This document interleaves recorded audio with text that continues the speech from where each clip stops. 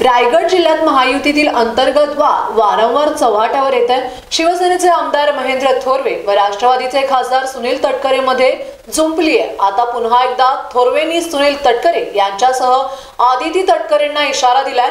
सुनील तटकरेंनी महायुतीशी प्रतारणा करून पाप केले असा आरोप थोरवेंनी केलाय। यापूर्वी आदिती तटकरेंनी काठावर पास झाल्याचं म्हणत थोरवेंचा समाचार घेतला होता।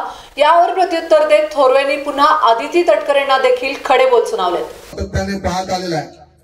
कर्जत खालापूर मतदारसंघ हा शिवसेनेचा बालेकिल्ला आहे।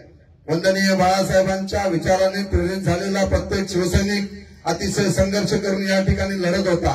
ही लढाई लढत असताना या मतदारसंघ या निवडणुकीला सामोरं जात असताना प्रत्येक शिवसैनिक प्रत्येक रणरागिणी अतिशय प्रामाणिकपणे काम करत होते की आमदार साहेबांनी एवढं काम या मतदारसंघामध्ये उभं केलेलं आहे आणि विरोधक ज्या पद्धतीने चुकीच्या पद्धतीने त्यांनी त्या ठिकाणी प्रचाराची रणनीती आखलेली आहे आणि त्यांना ह्या गोष्टीची कल्पना आलेली होती की शिवसेनेमध्ये दोन भाग झालेले आहेत। त्यामुळे आपण राष्ट्रवादी म्हणून 2 नंबरचा पक्ष सातत्याने 2019 ची विधानसभा आपण पाहिली। 2019च्या विधानसभेमध्ये राष्ट्रवादी हा 2 नंबरचा पक्ष म्हणून 80-85 हजार मध्ये त्यावेळेस उमेदवार असणाऱ्या सुरेश लाडांना पडलेली होती। हीच रणनीती सुतारवाडीच्या नेत्यांनी त्या ठिकाणी ओळखली आणि चुकीच्या पद्धतीने त्या ठिकाणी मनसुबे बाळगले की शिवसेनेमध्ये 2 भाग झालेले आहेत। याचा फायदा आपण त्या ठिकाणी उचलावा आणि अलायन्स असताना सुद्धा त्या ठिकाणी आपला राष्ट्रवादीचा उमेदवार अपक्ष म्हणून त्या ठिकाणी त्यांनी दिला। त्यांच्यावर कोणतीही कारवाई त्या ठिकाणी केली गेली नाही। अशा पद्धतीचं काम हे जाणीवपूर्वक त्यांनी त्या ठिकाणी केलं। परंतु मतदारसंघातील माझा शिवसैनिक हा जागरूक होता।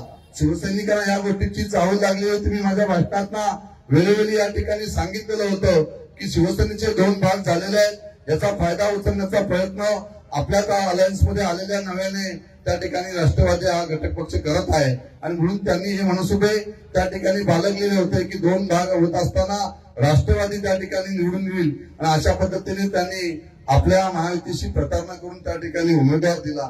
परंतु शिवसैनिक माझा सक्षमपणे उतरला। मी शिवसैनिकांना त्या ठिकाणी जाहीर आवाहन केलं।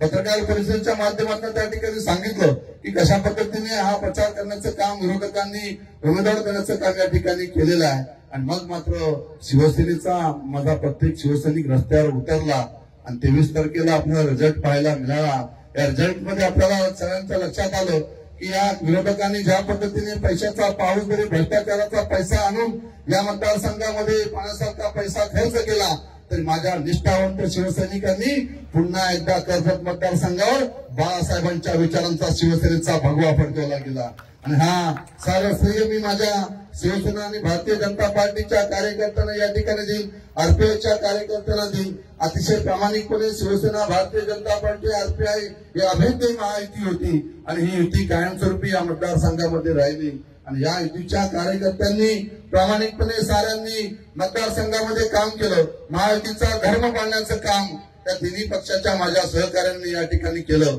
आणि हा ऐतिहासिक विजय आपल्याला या ठिकाणी संपादित करता आला। मगाशी भाऊंनी सांगितलं कोणत्या त्या ठिकाणी श्रीवर्धनच्या आमदारांनी काहीतरी टिप्पणी केली की बाबा काटावर पास झालेलं त्या ठिकाणी आत्मपरीक्षण करावं।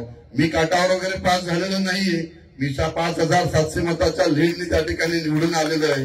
तुम्ही आत्मपरीक्षण करावं की आपल्या बापांनी कशा पद्धतीने त्या ठिकाणी या मतदारसंघामध्ये येऊन या ठिकाणी पक्षाची महायुती असताना सुद्धा, अलायन्स असताना सुद्धा आपल्या बापांनी केलेली चुकीच्या पद्धतीने पक्षात या ठिकाणी महायुती असताना सुद्धा जी प्रतारणा आपण या ठिकाणी महायुतीशी केली ते आपल्या बापांनी केलेलं पाप होतं आणि तरी सुद्धा माझा शिवसैनिक ठामपणे माझ्याबरोबर त्या ठिकाणी उभा राहिला आणि शिवसेनेने पुन्हा एकदा या मतदारसंघावर शिवसेने महायुतीचा भगवा फडकवलेला आहे।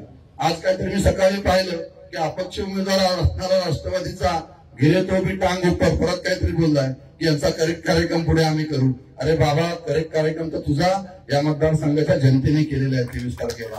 तू आता काय करेक्ट कार्यक्रम करत आहे बाकी ठेवतो, तुझाच झालेला कार्यक्रम ते बघा ती पुढे। आम्ही शिवसैनिक सज्ज आहोत, आम्ही नेहमी लढत असतो। शिवसैनिक असज्ज असतो। ज्या ज्या निवडणुका येतील त्या त्या निवडणुका, स्थानिक स्वराज्य संस्थेच्या निवडणुका असतील, या साऱ्या निवडणुका पुन्हा एकदा तुम्हाला दाखवून देऊ का शिवसेना हे कशा पद्धतीने पुन्हा एकदा हे वादळ आहे, हे शिवसेनेचं वादळ एकदा रस्त्यावर उतरलं की चारी मुंड्या चित केल्याशिवाय राहत नाही। तुम्हाला दाखवून दिलेलं आहे।